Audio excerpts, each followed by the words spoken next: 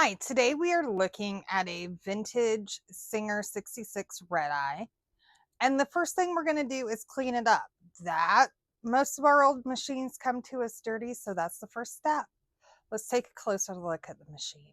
So your gut instinct here might be to grab a wet cloth and wipe it down, but that's going to ruin these gorgeous decals. These decals are water slide, which means if they touch water, they're going to discolor. They may even completely come off. So what we're actually going to use is nothing more than an old t-shirt and some old sewing machine oil. And we're going to wipe this down and she's going to look good as new when we are done. So one other thing I forgot to mention is an old paintbrush. So the first thing I actually am going to do is just kind of dust it off and get any. I'm going to be careful around here because there is a check spring here that I don't want to bend.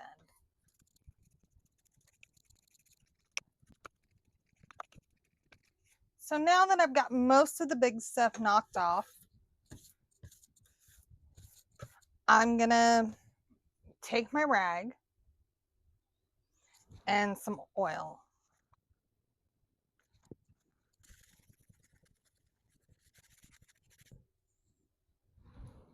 And you can see just how much is coming off.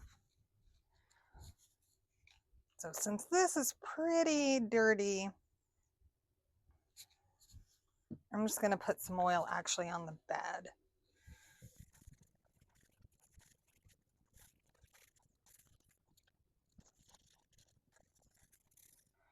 Okay, I'm going to keep working on this and we'll be back in just a minute. Okay, so we've got a good start on it, but like right around the pillar here, it's a little hard to do that with the rag. So that's where I get a Q-tip out. I'll just put a little oil on and use the Q-tip to really get in there.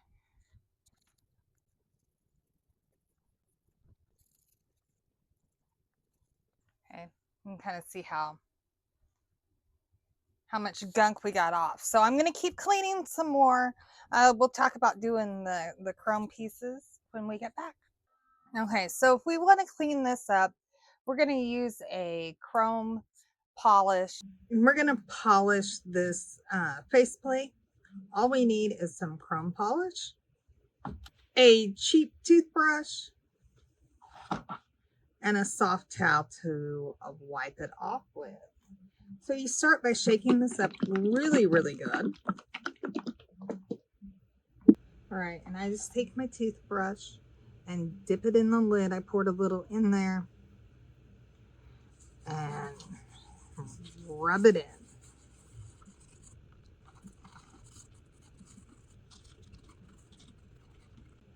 Okay, now that I've got it covered pretty well, see the whole thing's wet. We're gonna let it dry and then we'll buff it off. All right, so we've let it set. Now I'm gonna take my rag and I'm just gonna start polishing.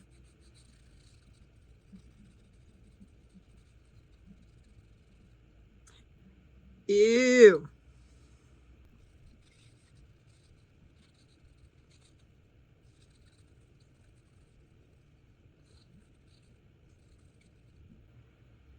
No, I did not do this side. I only did this side. And I'm going to keep polishing and polishing. And if it's still dirty, we can do it again. So I may hit some of these places like here.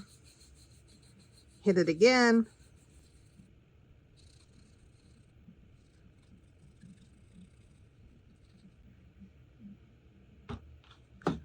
All right, so there we go. It's a lot better than it was.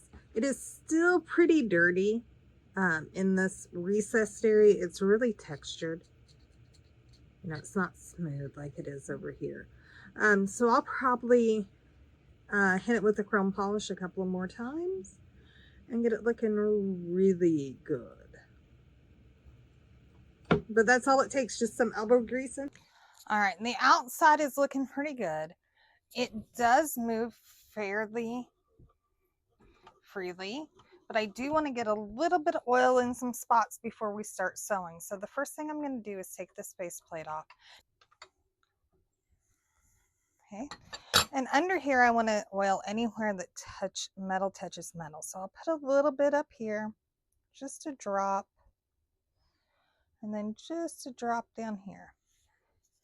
And then I'm just going to put my presser foot up and down to get that oil moving there. If I have some dust, I'll just grab the paintbrush and wipe it off under here. Usually before I put the oil.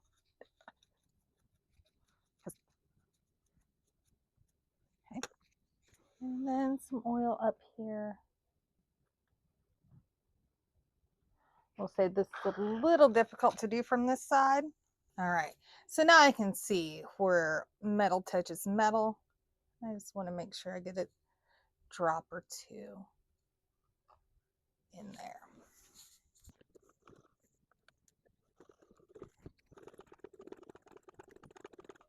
All right, now that that is working, we'll put our plate back on. Just the opposite of how we took it off. Hang it on there.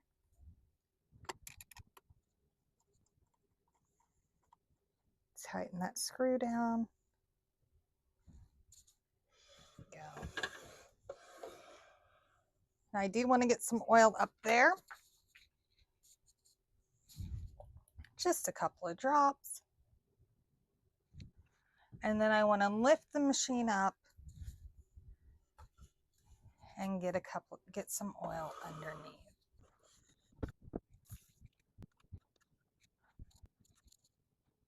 All right, and how this box is built, because this is not something you can buy, this is something my husband built. It's easier just to tip it up.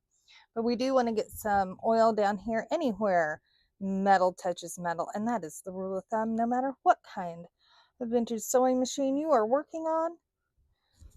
We put oil anywhere metal touches metal.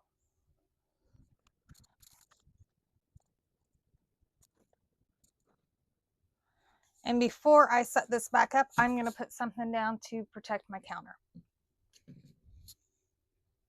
So I put a piece of cardboard underneath the machine. I would also put a piece of a cotton ball underneath the presser foot and go ahead and drop it. And I'd let it sit for an hour or so before I sewed on it. And that'll just let all the oil migrate into the places that it needs to be. If it's stuck or it's feeling a little stiff when I run it either by motor, by treadle, or in this case, a hand crank, then what I would do, instead of letting it just sit for an hour, I would let it sit for probably 10-15 minutes, take the cotton ball out, come through, crank it, maybe give it another little drink of oil, let it sit for another 10-15 minutes, and just keep doing that until it gets loose. If you're in a hurry or it's really, really yummy, you can apply some heat with a blow dryer or with a heat gun, like an embossing tool, not one that you use to scrape paint with, because if you get it that hot, the paint will bubble. But now your machine's ready to sew on. Thanks for watching.